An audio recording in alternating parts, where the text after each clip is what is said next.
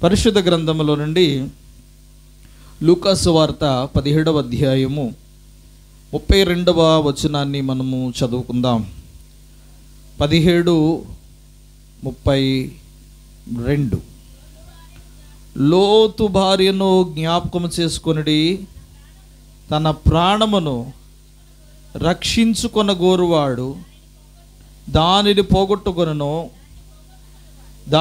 పోగొట్టుకొనువాడు దానిని సజీవముగా కాపాడుకొనును. స్తోత్రం చెప్పండి. ఈరోజు లోతు భార్యను గురించి కొంత దేవుని మాటలు మనము ధ్యానం చేసుకుందాం. దేవుని వాక్యములో లోతు భార్యను గురించి మనం ఆలోచన చేసినప్పుడు మనకు ఉప్పు స్తంభం జ్ఞాపకం వస్తూ ఉంటుంది. ఎందుకంటే ఆమె ఉప్పు స్తంభంగా మారిపోయింది. నేటి వరకు కూడా అనేకమైన సంవత్సరాలు గడిచిపోయినా నేటి వరకు ఇంకా ఉప్పు స్తంభం అలాగే ఉంది. ఆ ఉప్పు స్తంభము భయంకరముగా ఒక ఆకారం లేకుండా ఈ రోజుకు కూడా ఇశ్రాయేల్ దేశం వెళ్ళినోళ్ళు తప్పకుండా లోతు యొక్క భార్య యొక్క ఉప్పు స్తంభాన్ని చూడడానికి వెళ్ళిపోతారు. వెళ్ళి అక్కడ ఆమెను చూసి రావడం జరుగుతూ ఉంటుంది. ఎందుకంటే బైబిల్ అనేది ఒక కల్పన కథ, కట్టుకథ కాదు. ఇది వాస్తవ సంఘటనల యొక్క సంగ్రహము. స్తోత్రము కలుగుగాక. అనేకమైన వాస్తవమైన సంఘటనలలో మరి పొందుపరిచి ఈ భూమి మీద మనకు ముందు జీవించినటువంటి పితరులైనటువంటి వారు ఎలా నడుచుకున్నారో, ఎలా జీవించారో, ఎలా వాళ్ళు బ్రతికారో, వాళ్ళ విశ్వాసం ఏమిటో, వాళ్ళ నమ్మకం ఏంటో, వాళ్ళ భక్తి ఏంటో ఈ దేవుడు బైబిల్ గ్రంథంలో భక్తులను గురించి రాయించి పెట్టారు. అయితే ఒక్కొక్కరి గురించి మనం చదువుకుంటున్నప్పుడు మనకు కొన్ని పాఠాలు దేవుడు మనకు నేర్పిస్తూ ఉంటాడు. ఎందుకంటే దైవ గ్రంథంలో రాయబడినది ఎప్పుడు కూడా అది మనుష్యుని యొక్క ప్రేరేపణ బట్టి కలగలేదు. దేవుడే తన ప్రజలను బలపరుచుటకు అది రాయించి పెట్టాడు. పరిశుద్ధ గ్రంథంలో 2వ పేతురు పత్రిక 1వ అధ్యాయము 21వ వచనం చదవండి. ఏలయనగా ప్రవచనం ఎప్పుడును మనుష్యుని ఇచ్చను బట్టి కలగలేదు, కానీ మనుష్యులు పరిశుద్ధాత్మ వలన ప్రేరేపింపబడిన వారై దేవుని మూలముగా పలికారు. స్తోత్రం చెప్పండి. ఈ బైబిల్ గ్రంథం రాసినటువంటి 40 మంది భక్తుల చేత దేవుడు ఈ గ్రంథాన్ని రాయించి పెట్టారు. ఈ గ్రంథంలో ఉన్న వాళ్ళందరూ తమ ఊహలను కల్పించి రాయలేదు, తమ ఉద్దేశాలను కల్పించుకుని రాయలేదు. కానీ దేవుడు ఏదైతే రాయమని చెప్పారో ఆ విషయాలే వారు రాశారు. స్తోత్రం. ఇది కల్పన కథ కాదు, కట్టు కథ కాదు, ఇది లోకానుసారమైనటువంటి పిట్ట కథలు కాదు. ఇది దేవుడే స్వయంగా తన భక్తులకు చెప్పి వారి చేత రాయించినటువంటి అద్భుతమైనటువంటి గ్రంథము. అయితే ఈ రాత్రి మనం లోతు భార్యను గురించి జ్ఞాపకం చేసుకుందాం. లోతు భార్యను గురించి మీరు ఒక్కసారి జ్ఞాపకం చేసుకోండి అని దేవుడు చెప్తున్నాడు. లోతు భార్యను గురించి మీరు జ్ఞాపకం చేసుకోండి. లోతు భార్య ఎలా జీవించిందో, ఆమె జీవితం ఏంటో, ఆమె బ్రతుకేంటో మీరు కూడా ఒక్కసారి జ్ఞాపకం చేసుకుని ఆమెలాగా మీరు ఉండకండి, ఆమెలాగా మీరు బ్రతకొద్దు. ఎందుకొరకంటే దేవుని కోసం నిలబడ్డవారు దేవుని కోసమే నిలబడండి. స్తోత్రం. దేవుని కోసం నిలబడిన వారు దేవుని వైపే చూడండి. మన ఎదుట ఉంచబడిన పరుగు పందెములో మన ఓపికతో పరిగెట్టండి. స్తోత్రం కలుగునుగాక. ఫిలిప్పీలకు రాసిన పత్రిక 3వ అధ్యాయము 13వ వచనాన్ని మనం చదివినట్టయితే 3:13, సహోదరులారా, నేను ఇదివరకే పట్టుకుని ఉన్నానని నేను తలంచుకొనను, అయితే ఒకటి చేయుచున్నాను, వెనకున్నవి మరచి ముందున్న వాటి కోసమే నేనేం చేస్తున్నాను. స్తోత్రం చెప్పండి. వెనకున్న వాటిని మరచండి, వెనక జరిగినటువంటి విషయాలు మర్చిపోండి, వెనకున్న కష్టమును మరవండి, వెనకున్న బాధలను మరవండి, వెనక జరిగిన అవమానములను మరవండి. కానీ ఇదిగో ముందున్న పరుగు పందెములో మీరు ముందు ఉన్నారు కనుక ముందున్న వాటి కొరకు ఏం చేయాలి? ప్రయాసపడండి. స్తోత్రం. వెనకకు చూడటం ఎంత ప్రమాదకరమో మన జీవితాలలో కూడా అనేక సార్లు మనము కూడా వెనకకు పోయే వాళ్ళంగా ఉంటాం. దేవునిలో బలంగా ఉన్నామని అనుకుంటాం, కానీ చాలాసార్లు మనం దేవునిలో బలంగా ఉండం. దేవునిలో బలంగా ఉన్నామని మనం భ్రాంతి పడుతూ ఉంటాం. ఒక ప్రక్క దేవునికి ప్రార్థన చేస్తూ ఉంటాము, మనం చేసుకుంటూ ఉంటాం. ఒక ప్రక్క దేవుని మీద విశ్వాసం ఉందని చెప్తాం, మన ఇష్టమైనట్టుగా మనం ప్రవర్తిస్తూ ఉంటాం. అది ఎన్నడూ కూడా మంచిది కాదు మన జీవితాలకి. దేవుని వైపు చూసేవారు ఇంక దేవుని వైపే చూడాలి. దేవుడు నిన్ను ప్రేమించి, దేవుడు నీకు అనుగ్రహించిన రక్షణ నిన్ను కాపాడడానికి, నిన్ను బలపరచడానికి, నీకు సహాయం చేయడానికి, అన్ని వేళలా నీకు తోడయుండి నిన్ను బలపరచడానికే కదా దేవుడు నిన్ను నన్ను మనకందరికీ రక్షణ ఇచ్చాడు. స్తోత్రం కలుగును గాక. ఈరోజు మనం రక్షింపబడిన వారంగా ఆయనతో మనం నడుస్తున్నాం.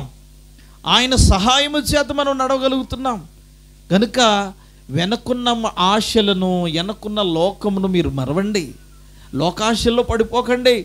లోకాశలు శాశ్వతమైనవి కావు. లోకాన్ని ప్రేమిస్తే, లోకములో ఉన్న వాటిని ప్రేమిస్తూ గనక మీరు దేవునిని విడిచిపెట్టేస్తే అది మీకు చాలా ప్రమాదకరం. ఒక్కసారి నేను మీకు ఒక మాట చెప్తాను, జాగ్రత్త వినండి. ఇందాక నేను పిఠాపురం వెళ్ళి మరలా నేను క్షేమకరంగా దేవుడు మంచి ప్రయాణం ఇచ్చి నడిపించారు. జార్జయ్య గారు ఒక మాట చెప్పారు. ఆ మాట నేను చాలా సంతోషించాను. ఏంటి ఆ మాట తెలుసా? సాతానుడు ఎప్పుడు కూడా మనల్ని ఆగిపో అని ప్రేరేపిస్తాడు. ఆగిపో, శుక్రవారమా ఈరోజు వెళ్ళొచ్చులే, శుక్రవారమా వెళ్ళొచ్చులే, ఈరోజు కాకపోతే మరొక వారం వెళ్ళదు కానీ అని సాతానుడు ఆపుతాడట. అయితే మనం కూడా ఏం చేస్తామంటే, పర్వాలేదులే, ఈ వారం కాకపోతే మరొక వారం వెళ్ళొచ్చు కదా అని ఆగిపోతాం మనం. ఒక్కసారి ఆగిపోవటం మొదలైతే మరుసటి శుక్రవారానికి ఆటోమేటిక్గా ఆగిపోతామంట. ఇంకెవరు చెప్పక్కర్లేదు. మొదటిసారి ప్రేరేపణ వస్తుందంట. యాదయ్య గారు చెప్పినప్పుడు నాకు చాలా హ్యాపీ అనిపించింది. అవును కదా, చాలాసార్లు ఒక పని మనము దేవుని పని చేయాలని తీర్మానం చేసుకుంటే దేవుడు బలపరుస్తాడు. స్తోత్రం కలిగిన దేవుని పని చేయాలని మనం ముందుకు వెళితే దేవుడు ఆటంకాలను దూరపరుస్తాడు. నేను చాలాసార్లు ఈ మాట చెప్పాను. ఎందుకంటే ప్రభువా ఈరోజు శుక్రవారం తప్పకుండా నేను నీ మందిరంలో ఉండాలని ముందుగా మనం ప్రార్థన చేసుకుంటేనే తప్ప, ముందుగా మనం సిద్ధపడితేనే తప్ప ఆ సమయానికి మనము దేవుని మందిరంలో ఉండలేము.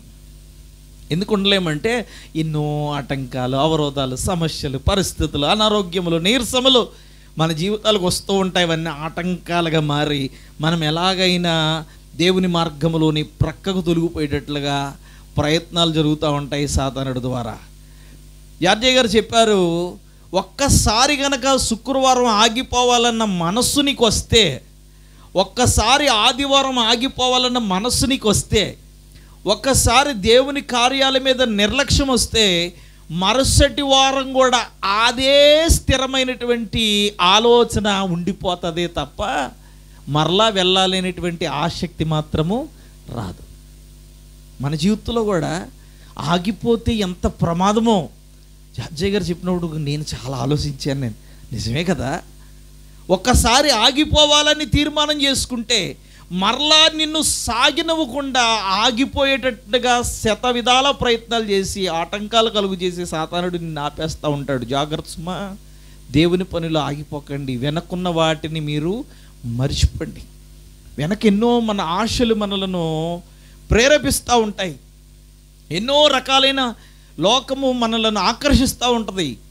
ఈ సమయాన్ని నువ్వు దేవునిలో గడపకుండా, ఈ సమయాన్ని దేవునికి ఇవ్వకుండా, ఈ సమయము దేవునిలో నుండి నువ్వు బయటికి పోయేటట్టుగా, దేవుని మాట వినకుండా ఉండేటట్లుగా, ప్రార్థన చేయకుండా ఉండేటట్లుగా, పాటలు పాడకుండా ఉండేటట్లుగా, దేవుని సన్నిధిలో ఉండకుండా ఉండేటట్లుగా సాతానుడు నిన్ను ఎన్నో రకాలుగా ప్రయత్నాలు చేస్తాడు.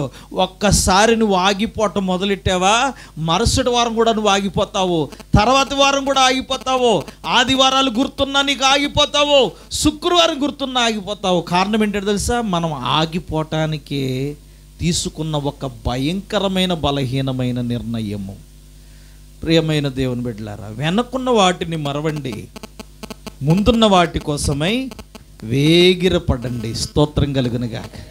వెనుకున్న వాటిని మరిచి ముందున్న వాటి కొరకు మనం ప్రయత్నించాలి. ఏంటి ముందున్నాయి? మనం యేసు వైపు చూచుచు, స్తోత్రం కలుగునుగాక. హల్లెలూయా. ఆ మాట కూడా రాయబడి ఉంటుంది కదా, విశ్వాసమునకు కర్తయ్యను దాని కొనసాగించువాడైనా యేసు వైపు చూచుచు మన ఎదుట ఉంచబడిన పరుగు పందెములో ఓపికతో మనము పరుగెత్తుదుము. స్తోత్రం చెప్పండి. హల్లెలూయా. నిజమే కదా. మన జీవితంలో కూడా యేసు వైపు చూచుచూ పరిగెట్టాలి. 12వ అధ్యాయం హెబ్రీయులకు రాసిన పత్రిక 1వ వచనం, ఇంత గొప్ప సాక్షి సమూహము మేఘము వలె మనలను ఆవరించినందున మనము కూడా ప్రతి భారమును సులువుగా చిక్కులు పెట్టు పాపమును విడిచిపెట్టి విశ్వాసమునకు కర్తయు దానిని కొనసాగించువాడునైన యేసు వైపు చూచుచు, స్తోత్రం చెప్పండి, యేసు వైపు చూచుచు మన ఎదుట ఉంచబడిన పరుగు పందెములో ఓపికతో పరుగెత్తుదమో ఆయన తన ఎదుట ఉంచబడిన ఆనందము కొరకై అవమానమును నిర్లక్ష్యపెట్టి సిలువను సహించి దేవుని సింహాసనము యొక్క కుడి పార్శ్వమున ఆసీనుడైనాడు. స్తోత్రం చెప్పండి. ప్రియమైన దేవుని బిడ్డలారా, దేవుని వాక్యం చెప్తుంది, ఇదిగో నువ్వు ఆగిపోవటం దేవుని చిత్తం కాదు, నువ్వు ఆగిపోవటం దేవునికి ఇష్టము కాదు. నువ్వు యేసు వైపు చూస్తూ నువ్వు పరిగెత్తాలి. స్తోత్రం కలిగినగా. నా ప్రభువా, నీ వైపే నేను చూస్తున్నాను. ఆయన నా పరిస్థితిని ఎరిగిన దేవుడు అని నీ వైపు చూస్తూ ఉన్నాను. నా పరిస్థితిని గమనిస్తున్న దేవుడు అని నీ వైపు చూస్తూ ఉన్నాను. నా కష్టమును ఎరిగిన దేవుడు అని నీ వైపు చూస్తూ ఉన్నాను. నా కష్టములు తీయగలిగిన దేవుడు నీవేనని నీ వైపు చూస్తూ ఉన్నాను. నా పరిస్థితిని మార్చగలిగినటువంటి దేవుడు నీవేనని నీ వైపు చూస్తూ ఉన్నాను. ప్రభువా, నాకు సహాయం చేయండి. స్తోత్రం కలుగునుగాక. హల్లెలూయా. మనము కూడా మన జీవితాల్లో ఎప్పుడైనా సరే ఆగిపోవడానికి ఎప్పుడు ప్రయత్నం చేయకండి. మీ జీవితాల్లో ఆగిపోయేటువంటి ప్రయత్నాలు మానుకుంటే ఆశీర్వాదాలు మనయవుతాయి. స్తోత్రం కలుగునుగా. హల్లెలూయా. ఆగిపోవటం కాదు గొప్ప సంగతి. ఆగిపోవటం వల్ల ఎంత ప్రమాదమో, దేవుని పని చేయకపోవటం వల్ల ఎంత నష్టమో, దేవుడు నీకు ఇచ్చిన సమయాన్ని, విలువైన సమయాన్ని నువ్వు కనుక పోగొట్టుకుంటే అది ఎంతో దౌర్భాగ్యము. ప్రియమైన దేవుని బిడ్డలారా, సులువుగా చిక్కులు పెట్టు పాపము, ప్రతి విధమైనటువంటి పాపమని మనం విడిచిపెట్టాలి. సులువుగా సాతానుడు మనం చిక్కుల్లో పడేస్తాడు. సులువుగా మనం శోధనలో పడిపోతాం. సులువుగా అనేకమైనటువంటి కష్టములు మనల్ని ఆవరిస్తాయి. కానీ నువ్వు ఎవరి వైపు చూడాలి? స్తోత్రం చెప్పండి. కష్టాలు చేయని ఆగిపోవటం కాదు, శ్రమలు కలిగాయని ఆగిపోవటం కాదు, ఇబ్బందులు కలిగాయని ఆగిపోవటం కాదు. ప్రభువా, నీ ఎదుట నేనున్నాను, నీ వైపే నేను చూస్తూ ఉన్నాను. నేను నాకు నిర్ణయించబడినటువంటి పరుగు పందెములో ఓపికతో నేను పరిగెత్తడానికి సహాయం చేయండి. స్తోత్రం కలుగునుగా. హల్లెలూయా. ఈరోజు మనకు అటువంటి నిరీక్షణ కావాలి. లోతు భార్య తను ఆగిపోయింది, ఆమె పరుగు పందెములో ఆగిపోయింది. పరిశుద్ధ గ్రంథంలో చూడండి, ఆదికాండము కొంత క్లుప్తమైనటువంటి సంగతి లోతు భార్యను గురించి జ్ఞాపకం చేసుకుని మనం ప్రార్థన చేసుకుందాం. పరిశుద్ధ గ్రంథంలో లోతు యొక్క భార్యను గురించి అనేకమైన సంగతులు వ్రాయబడ్డాయి. లోతు మొదటిగా ప్రయాణం చేసి వచ్చాడు. ఎవరితో ప్రయాణం చేసి వచ్చాడంటే ఆదికాండము 12వ అధ్యాయము 5వ వచనాన్ని మనం చదువుదాం. అబ్రాము తన భార్య అయిన శారాయిని, తన సహోదరుని కుమారుడైన లోతును హారానులో తానును వారును ఆర్జించిన యావదాస్తిని, వారు సంపాదించిన సమస్తమైన వారిని తీసుకొని కనాను దేశమునకు వెళ్ళుటకు బయలుదేరి కనాను దేశమునకు వచ్చిరి. స్తోత్రం చెప్పండి. అబ్రాహాముతో బయలుదేరాడు. అసలు ఎందుకు బయలుదేరాడంటే తండ్రి చచ్చిపోయాడు. లోతు తండ్రి చచ్చిపోయాడు. లోతు తండ్రి చనిపోయిన కారణంగా నిజంగా చెప్పాలంటే 11వ అధ్యాయం 31వ వచనాన్ని మనం చదువుదాం ఒక్కసారి. తెరహు తన కుమారుడైన అబ్రామును తన కుమారుని కుమారుడు అనగా హారాను కుమారుడగు లోతును తన కుమారుడగు అబ్రాం భార్య అయిన సారాయిని అను తన కోడల్ని తీసుకుని కనాను వెలుటకు కల్దీల ఊరనేటువంటి పట్టణములో నుండి వారితో కూడా హారాను మట్టుకు వచ్చి అక్కడ నివసించను. తెరహు బ్రతికిన దినములు 205 ఏండ్లు. ప్రేమైన దేవుని బిడ్డలారా, తెరహు అనేవాడికి 3 కొడుకులు, అందులో ఒకడు చనిపోయాడు. అందులో ఒకని కొడుకే లోతు. లోతును తండ్రిలాగా ఆదరించాడు అబ్రాము. స్తోత్రం కలిగినగా. నిజముగా ప్రయాణము చేయడానికి అబ్రహాము సిద్ధపడినప్పుడు నేను కూడా వస్తానని బయలుదేరాడు. స్తోత్రం. ఎందుకంటే మన జీవితంలో మనకన్నా విశ్వాసం ఉండాలి, లేదా విశ్వాసం ఉన్న వాళ్ళని మనం వెంబడించాలి. స్తోత్రం. ఎప్పుడు కూడా అది నేర్చుకోవాలి. మనం విశ్వాసం కలిగిన వాళ్ళని వెంబడించాలి. మనం ఎవరితో సహవాసం చేస్తామో వారిలాగే మన బతుకులు మారిపోతాయి. మనం ఒకవేళ కోపిష్టి వారితో స్నేహం చేస్తే మనం కూడా అటువంటి పద్ధతులే వస్తాయి. లోకానుసారంగా జీవించే వాడితో మనం సహవాసం చేస్తే మన సహవాసాలు అలాగే మారిపోతాయి. మనము భక్తులతో సహవాసం చేస్తే మనము కూడా భక్తులుగా మారతాం. అబ్రహామును దేవుడు పిలిచాడు, లోతును పిలవలేదు. అబ్రహామును దేవుడు వాగ్దానం ఇచ్చాడు, లోతుకే వాగ్దానం లేదు. కానీ అబ్రహాము దేవుని పిలుపును విని బయలుదేరాడో, కానీ లోతైతే అబ్రహాం బయలుదేరుతాడని బయలుదేరాడు. స్తోత్రం చెప్పండి. మనకన్నా విశ్వాసం ఉండాలి, లేదా విశ్వాసముగా ఉన్నవారిని ఏం చేయాలి? వెంబడించాలి. ఇప్పుడు అబ్రహాము పిలిపే లోతు పిలుపు అయ్యింది. అబ్రహాం వాగ్దానమే లోతు వాగ్దానమైంది. తనకు కలిగిన సమస్తాన్ని కూడా సమకూర్చుకుని ప్రయాణం చేయడం మొదలుపెట్టాడు. ఆ ప్రయాణములో ఎన్నో ఆటంకాలు, అవరోధాలు కలిగాయి. ఒకసారి 13వ అధ్యాయంలో మనం జ్ఞాపకం చేసుకుంటే 5వ వచనం 6వ వచనాన్ని మనం చదివితే, అబ్రాముతో కూడా వెళ్ళిన లోతుకు గొర్రెలను గొడ్లు గుడారములు ఉండెను గనుక వారి కలిసి నివసించుటకు ఆ ప్రదేశము చాలకపోయాను. ఎందుకనగా వారి ఆస్తి వారు కలిసి నివసించలేనంత విస్తారముగా ఉండెను. ఎంత గొప్ప ఆస్తిపరుడో లోతు! ఎంతో గొప్ప ఆస్తిపరుడు. అబ్రహాము ఎంత ఆస్తిపరుడో లోతు కూడా అంతే ఆస్తిపరుడు. అయితే వారు విడిపోవలసిన సమయం వచ్చింది. ఎందుకంటే అబ్రాము గొర్రెల కాపర్లకి, పశువుల కాపర్లకి, లోతు పశువుల కాపర్లకి ఏమొచ్చింది? గొడవ వచ్చింది. అప్పుడు ఒక మాట అంటాడు, మనం బంధువులం కాబట్టి మనం ఎప్పుడు గొడవలు ఆడుకోకూడదు, గనుక మనం వేరైపోదాం. నువ్వు కుడి తట్టుకు వెళితే నేను ఎడమ తట్టుకు వెళ్ళిపోతాను, నువ్వు ఎడమ తట్టు వెళితే నేను కుడి తట్టుకు వెళ్ళిపోతానని చెప్పి ఒకరికొకరు వాగ్దానాలు చేసుకుని వేరైపోయారు. లోతు ఎక్కడికి వెళ్ళిపోయాడో తెలుసా? సొదొమ గొమొర్రా ప్రాంతాలకు వెళ్ళిపోయాడు. వెళ్ళకూడని స్థలానికి వెళ్ళిపోయాడు, వెళ్ళకూడని ప్రదేశానికి వెళ్ళిపోయాడు. అక్కడ నుంచి వాళ్ళకి శ్రమలు ప్రారంభించబడ్డాయి. ప్రియమైన దేవుని బిడ్డలారా, చాలాసార్లు మనం ఎన్నుకున్నవి మనకు చాలా సంతోషాన్ని కలుగజేస్తాయి. దేవుని మందిరంలో 1 గంట కూర్చోవడం మనకు ఎంతో కష్టం. దేవుని మందిరములో 1 గంట దేవుని సన్నిధిలో గడపడం మనకు చాలా కష్టం. కానీ టీవీ దగ్గర 2-3 గంటలు అనర్గళంగా గడిపేస్తాం. మనం కనీసం 10 నిమిషాలు ప్రార్థన చేయడం కష్టం మనకి. కానీ 1-2 కూర్చున్నారంటే మాట్లాడితే 3 గంటలు అయిపోద్ది. 3 గంటలు అయిపోద్దండి. ఏం మాట్లాడుకుంటామో తెలియదు, ఎన్ని మాట్లాడుకుంటామో తెలియదు, కానీ ఎంత ఓపిక వస్తుందో. దేవుని మందిరంలో మనం దేవునితో గడిపేటువంటి సమయము, దేవునికి ఇచ్చేటువంటి సమయాన్ని మన సొంత సమయంతో పోల్చుకుంటే దేవునికి అసలు సమయమే ఇవ్వట్లేదు మనం. ఎందుకంటే మనము మనకు అనుకూలమైన ఏవో చేసుకుంటుంటాం తప్ప దేవునికి ఇష్టమైన ఏవి చేయం మనం. అబ్రహాము నుండి వేరైపోయినటువంటి లోతు సొదొమ గొమొర్రా ప్రాంతాలు ఎన్నుకున్నాడు. అవి ఎలా ఉన్నాయంట? ఏదేను తోటలాగా. చూడండి, ఆ మాట రాయబడి ఉంటుంది 13వ అధ్యాయములో 10వ వచనంలో, లోతు కన్నులెత్తి యొర్దాను ప్రాంతమంతటిని చూచెను.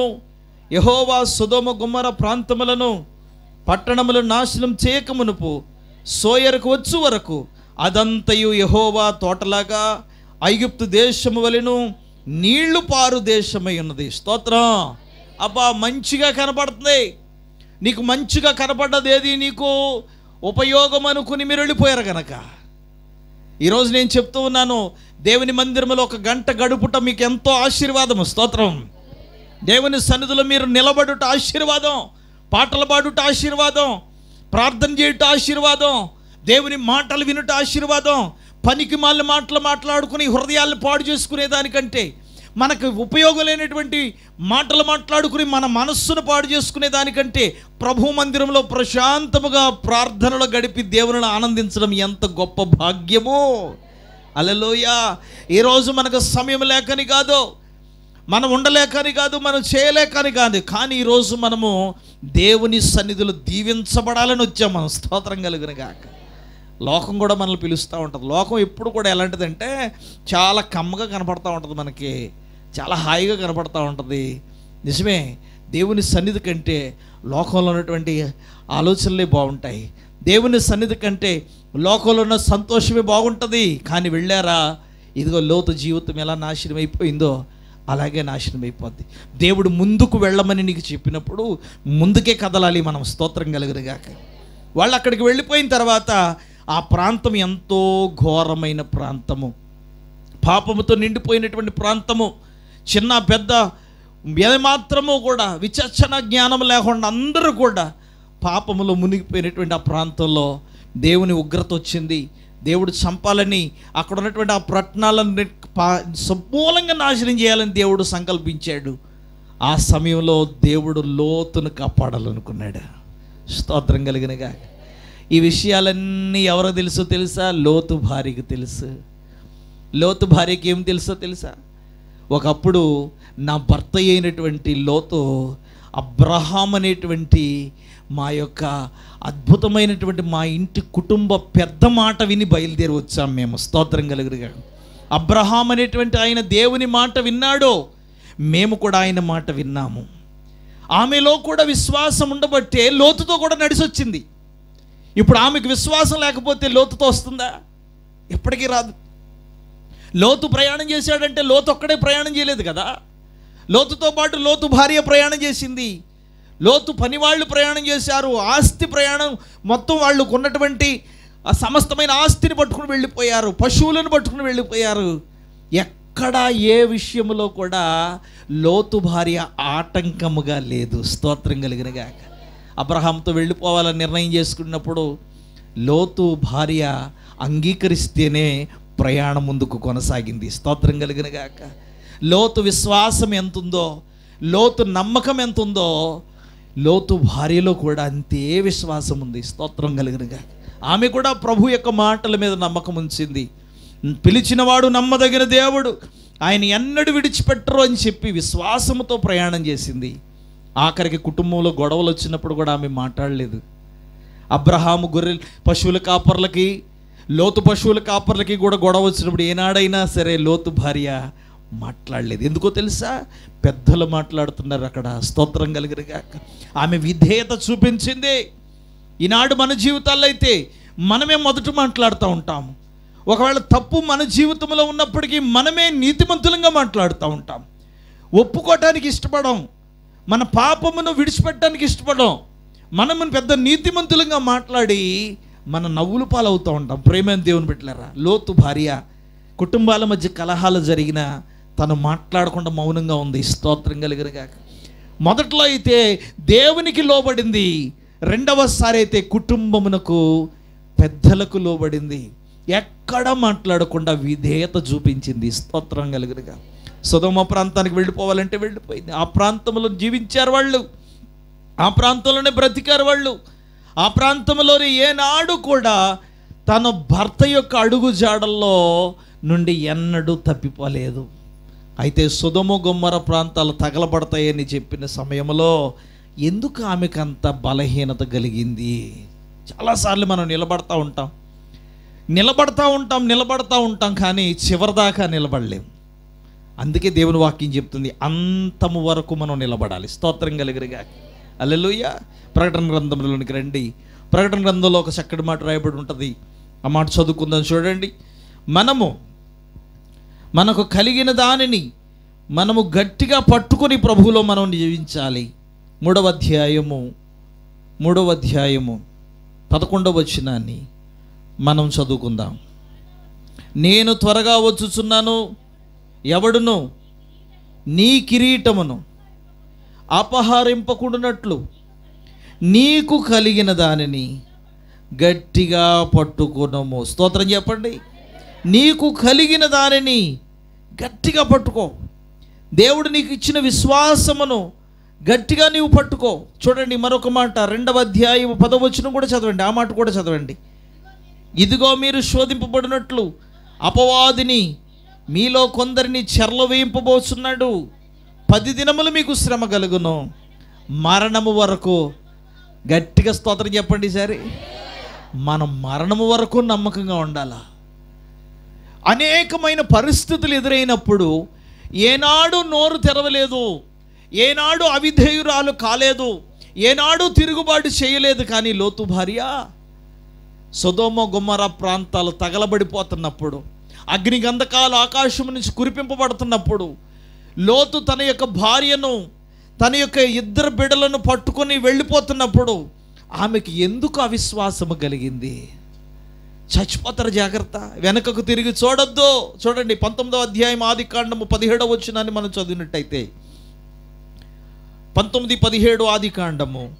ఆ దూతలు వారిని వెలుపలకు తీసుకుని వచ్చిన తర్వాత ఆయన, నీ ప్రాణము దక్కించుకున్నట్లు పారిపోము, వెనుకకు చూడవద్దు. ఏంటంట? వెనక్కు చూడొద్దు, వెనకకు చూడవద్దు. ఈ మైదానములో ఎక్కడను నిలవక నీవు ఆ పర్వతమునకు పారిపోము అని చెప్పినప్పుడు అతడు లోతు దేవుని మాటలను విని బయలుదేరి పరుగెత్తుకుని వెళ్ళిపోయాడు. 25వ వచనం కూడా చదవండి. ఆ పట్టణములను, ఆ మైదానం అంతటిని, ఆ పట్టణంలో నివసించిన వారినటువంటి అందరినీ, నేల మొలకలను దేవుడు నాశనము చేసెను. అయితే లోతు భార్య, జాగ్రత్తగా వినండి, జాగ్రత్తగా వినండి అందరూ కూడా, లోతు భార్య అతని వెనుక నుండి తిరిగి చూచి ఉప్పు స్తంభమాయెను. జాగ్రత్తగా వినండి. అతని వెనుక నుండి తిరిగి చూచిందని రాయబడింది. అతడు అంటే ఎవరెవరు? లోతు. లోతు ముందు పరిగెడుతున్నాడు, ఆడబిడ్డలిద్దరిని చేతులు పట్టుకుని పరిగెడుతున్నాడు. వాళ్ళ వెనకాల ఎవరు పరిగెడుతున్నారు? లోతు భార్య పరిగెడుతుంది. లోతు భార్య పరిగెట్టి వెళ్ళిపోతూ అతని వెనుక నుండి ఎవరిని చూసింది?